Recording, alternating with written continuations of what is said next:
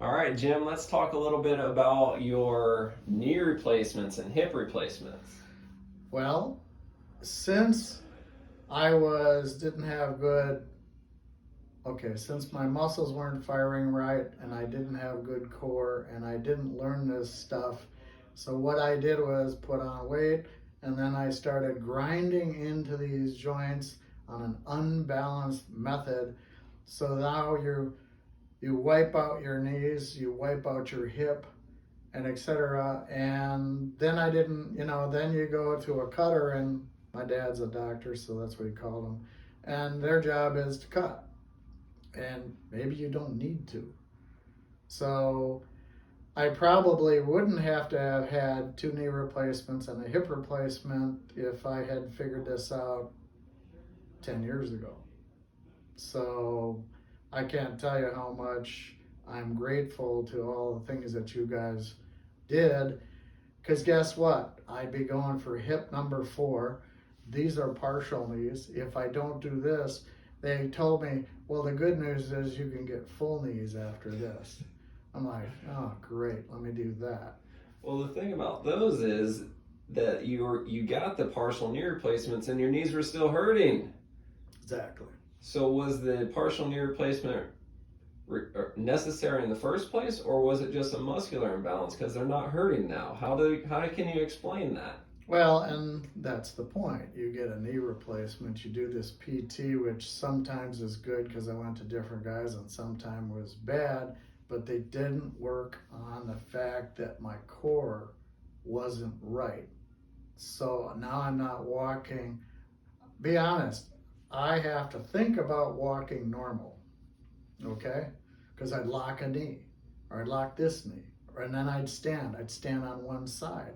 So if I stand on one side when I'm just standing, what am I doing to that? All those muscles, I'm building myself another surgery, because that's how I'm going to handle everything. We just cut, and we get a new this, and we get a new that.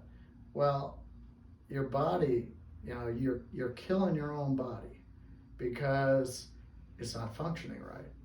And then, look, I sit for a living behind a desk at computer monitors, so I'm like this, and now I'm out to the edge of my chair. I'm getting my arms down and good posture there, and then try to get up every hour, move around, do some strengthening, do some other stuff, because otherwise, you're just on a glide path to destruction, and the problem is it gets more severe, more steep, and that leads to surgeries and cutting depending on who you talk to.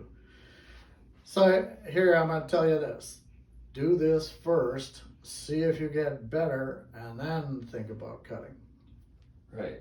And you'll know sooner than later. We're not going to waste your time. You might have destroyed your knees so much, but then if you are not walking right and you're grinding that knee down and now you're standing on the other side, go look at the bottom of your shoes to find out how you're walking.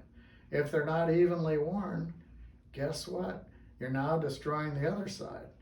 So yeah, I'm going to get knee 1, then I got to get knee 2, then I got to get the hip, because when knee 1 was going, what was I doing? I was putting all the load onto my left hip. And there, so now that was shrinking down. So this is an effect how everything cascades down from, posture messed up my shoulders. Now you're talking rotator cuff. Now you're talking shoulder replacements. Now you're having, and I liken it to this. I have so many friends that have tennis elbow.